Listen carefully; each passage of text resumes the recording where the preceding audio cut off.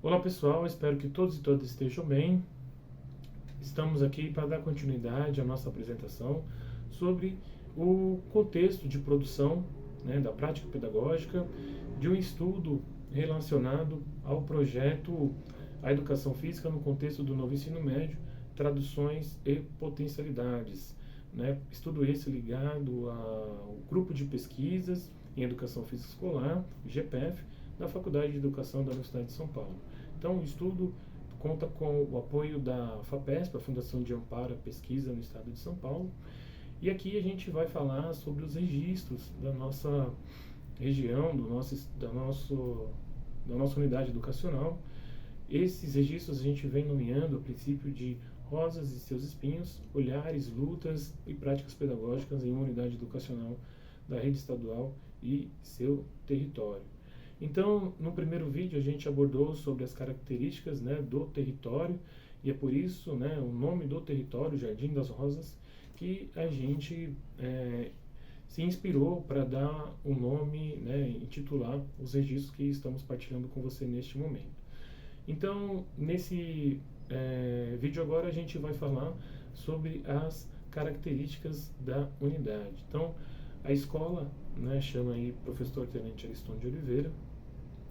Ela, no período da manhã, atende estudantes do 9º ano e das séries do ensino médio. À tarde, atende apenas estudantes do ensino fundamental 2, do 6º ao 8º ano. E no noturno, atende estudantes do ensino médio. A escola não oferece atendimento para estudantes do ensino fundamental 1, muito menos a educação de jovens adultos. Já existiu, num determinado momento, a educação de jovens adultos, mas a política educacional no estado de São Paulo fez a gentileza de retirar da unidade, de diminuir a oferta e concentrar em outros espaços. Bom, dados de 2021 do portal chamado QEdu aponta que a unidade possui 765 matrículas no ensino fundamental 2 e 838 no ensino médio. Bom, a escola ela possui uma arquitetura bem peculiar. Então, no vídeo que a gente gravou no começo, deu para perceber que o terreno ele era bem acidentado, mas mesmo assim as pessoas na época resolveram construir. Não foi por falta de locais, mas infelizmente as pessoas escolheram este local aí. Então é um prédio único, que se tem. Os estudantes não têm acesso a uma área externa, como comumente a gente observa em algumas escolas, que tem uma área verde, que tem uma quadra, que é possível se deslocar, permanecer, fazer uma aula. É um prédio, e ao todo, o que a gente observa são salas de aula, são 18 salas de aula, todas elas equipadas com TV, com lousa branca, não tem mais aquela lousa, aquele quadro verde que a gente usava giz. Então as escadas, a gente acessa o pátio, temos corredores na parte térrea, tem salas de aula, tem salas de aula também na parte inferior do prédio e na parte superior. E todas as alas do prédio todo, ela é dividida por portões. Então, nós professores temos chaves para poder abrir e fechar esse portão. Esse portão as pessoas apostam que ele retém os estudantes, impedem eles de ficarem cabulando, saindo de uma aula e indo para uma outra sala, ou indo para o banheiro, ficando no corredor, enfim. Então, a escola ela possui sala de informática, tem aí as secretarias, os espaços da secretaria, sala de leitura, a quadra que é no piso superior, como você pode observar no vídeo. A gente precisa subir alguns lances de escada. Na própria quadra tem aí 2 banheiros, um masculino e um feminino, bebedouro. Então é uma quadra que também não tem grandes dimensões assim, né? Fica na parte superior da escola. Ela é coberta, ela é fechada, né? Então a escola tem um pátio que tem a mesa dispostas, bancos, mesa de pebolim para que os estudantes possam usá-la durante o recreio, a cozinha. Tem cantina, temos também uma parte ali que os estudantes podem acessar, que não é muito ampla, né, acomoda poucos estudantes ali. É a área lateral ao pátio. Nesse mesmo pátio, né, a gente observa algumas salas, e essa sala ela foi reservada para acomodar jogos. Então o professor e a professora que deseja usá-la agenda e ali usufrui, organiza as suas atividades junto com os estudantes. Então, banheiros no pátio, né? Um masculino e um feminino. A escola não dispõe de biblioteca, infelizmente. E a internet? A internet existe na escola, mas ela fica limitada a alguns pontos, né? Então, o prédio ele é bem extenso e apenas em algumas partes dele é que a gente encontra sinal de internet. Até mesmo do celular é difícil, né? Em algumas salas a gente ter celular com sinal. Bom, dito isso, a gente agora aborda um pouco do currículo paulista, né?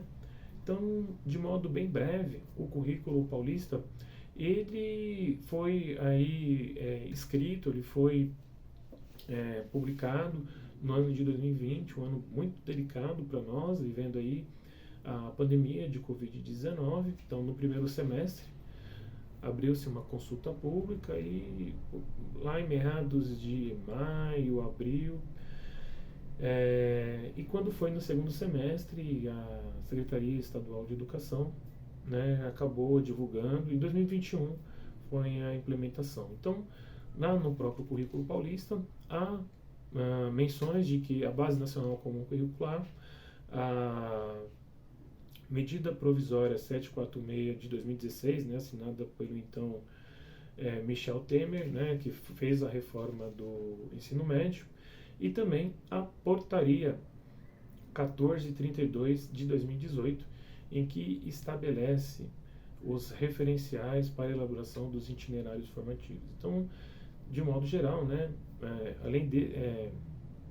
além desses três, tiveram outros documentos que pautaram.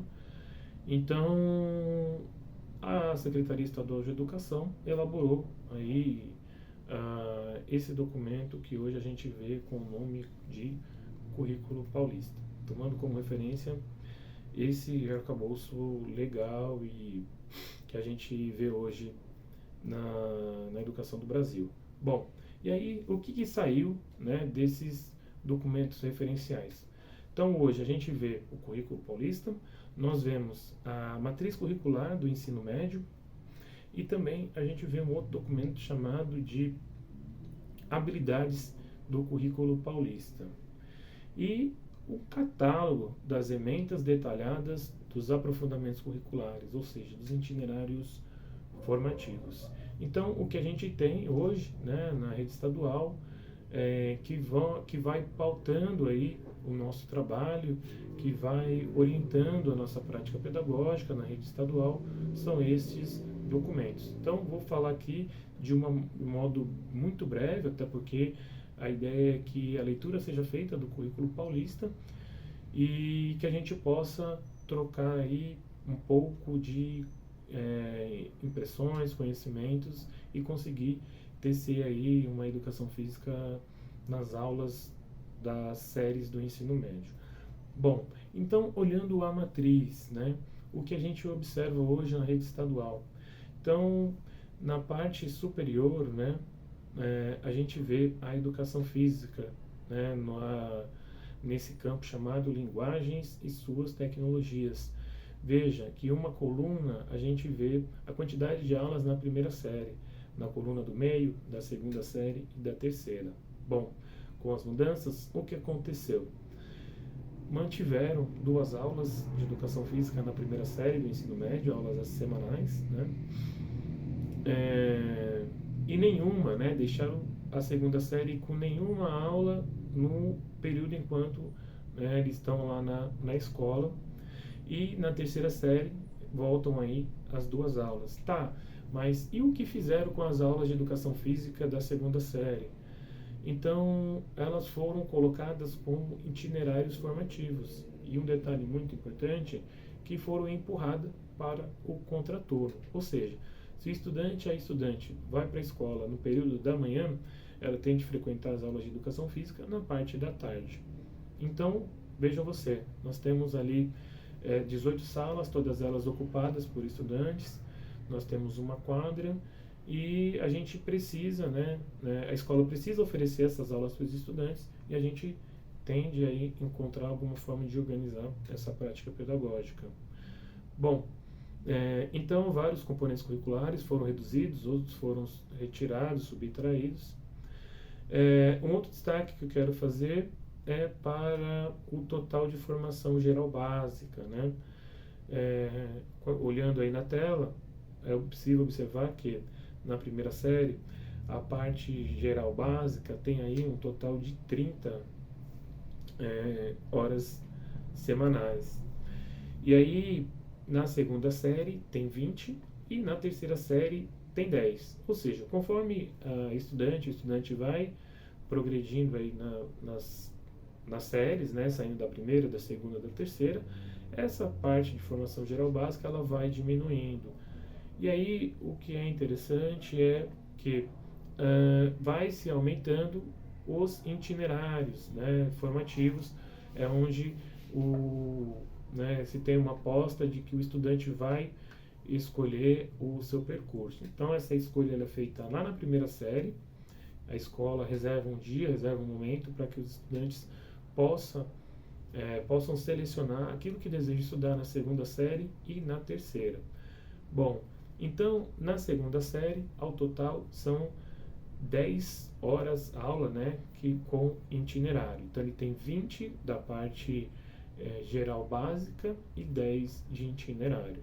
Na terceira série a coisa se inverte. Ela vai ter 20 horas aulas de itinerário e 10 da parte geral básica, né? Então, a crítica que a gente observa hoje do ensino médio é essa distorção em relação aos itinerários, uma ampla oferta de itinerário e uma redução drástica aí nessa parte geral básica. Então, língua portuguesa foi muito diminuída.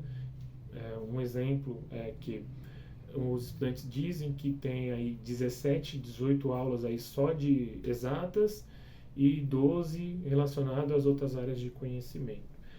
Então, há ali um grande nó hoje, né, e que precisa ser discutido, precisa ser debatido com amplos segmentos aí da educação. Bom, então, algumas mudanças, né, que a gente, né, precisa também mencionar aqui. As turmas antes tinham aí 5 aulas por dia, né, e hoje elas têm 7, porque a ideia da reforma era ampliar o tempo de permanência do estudante e da estudante na escola. Então, o que a rede estadual de educação aqui de São Paulo resolveu fazer? Para caber essas 7 aulas, reduziu o tempo também de cada aula. Antes, a aula durava 50 minutos, hoje ela dura 45. Os estudantes continuam entrando, né, no período da manhã. É bom ressaltar o seguinte, essa matriz que eu estou falando aqui, ela diz respeito aos estudantes que vão na parte da manhã. Então, os que vão no noturno, né, eles têm uma outra matriz curricular. Eu estou partilhando com vocês do ensino médio diurno, porque é onde nós estamos aí atuando, é onde nós estamos realizando a nossa prática pedagógica. E aí os estudantes ingressam na escola às 7 horas da manhã e saem a 12h35. E como era antes? Antes eles e elas saíam meio-dia, entravam às 7 e saíam meio-dia. Bom, E aí, no documento, né, um outro documento, né, falei das matrizes, e agora um outro documento em que constam as habilidades, acompanhando a base nacional comum curricular, que fixa as chamadas aprendizagens essenciais, e no discorrer da discussão acaba também fixando as habilidades para cada ano, para cada série. E aí a educação no estado de São Paulo, né, tem este documento chamado de habilidades do currículo paulista. Partilho com vocês apenas, né, trago aqui um recorte dele para que a gente pense junto aí sobre como fomentar a nossa prática pedagógica. Bom, então, nesse documento diz lá que na terceira série do ensino médio, no primeiro bimestre, né, objetos de conhecimento da educação física, esporte, esportes esses, né, que são subdivididos em técnico combinatório, marca e precisão, invasão, combate, campo e taco, rede, parede, paralímpico. Então, a gente precisa, né, segundo este documento, contemplar o esporte tomando, né, sem perder de vista essas subdivisões. Bom, há também no primeiro bimestre a necessidade da gente pautar o esporte, né, levando em conta a sua classificação, a sua categorização como invasão e combate. E também práticas corporais de aventura, jogos e brincadeiras. Veja o tanto de coisa que o documento sinaliza para a gente dar conta aí no primeiro bimestre. A dúvida que fica é, se a gente, né, dá conta disso tudo, se a gente se concentra numa parte, né, dessas subdivisões, ou se a gente segue um outro caminho sem perder de vista aí o que há que se preconiza na educação no estado de São Paulo, nos outros documentos, no currículo paulista, na base nacional, enfim. Então, continuando aqui, né, ainda no primeiro bimestre, temos também aqui, ó, na coluna, na quinta coluna da esquerda para a direita, né, corpo, movimento e saúde, ginástica, brincadeiras e jogos. Então, tudo isso, né, relacionado no primeiro bimestre da terceira série do ensino médio. Então, as perguntas que a gente, né, tem hoje ficado incomodados, partilhei aqui com vocês para a gente pensar junto. Bom, e aí agora falando também dos itinerários. Além das aulas de educação física na terceira série, também tem os itinerários. Então, a segunda série B, a gente tem itinerários, né, ligados ao componente chamado cultura em movimento, diferentes formas de narrar a experiência humana. Então, na unidade curricular 1, né, unidade curricular 1 significa que é um componente que precisa ser desenvolvido no primeiro semestre. Então, nós temos aí práticas corporais de lutas e heranças culturais.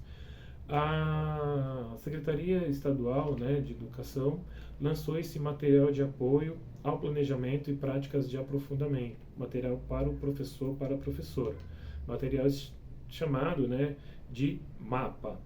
Então, o que diz o mapa sobre, né, esse itinerário? Então, os estudantes, né, precisam aí ter um certo olhar para as diversidades que, né, existem nas diferentes regiões, a diversidade que vai constituindo as relações, as pessoas de um modo geral, e tomar contato também com uma investigação científica e de processos criativos, a inclusão de todas as vozes que compõem a sala de aula. Então, esse documento incentiva, instiga o professor, a professora a fazer uma prática pedagógica que leve em conta esses aspectos.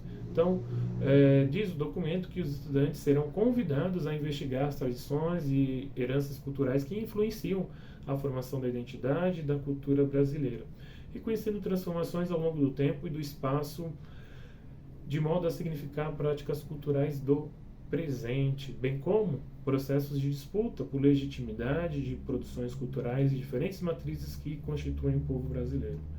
E aí, o livro, né, o documento também traz aí habilidades que a gente precisa dar conta dentro deste itinerário.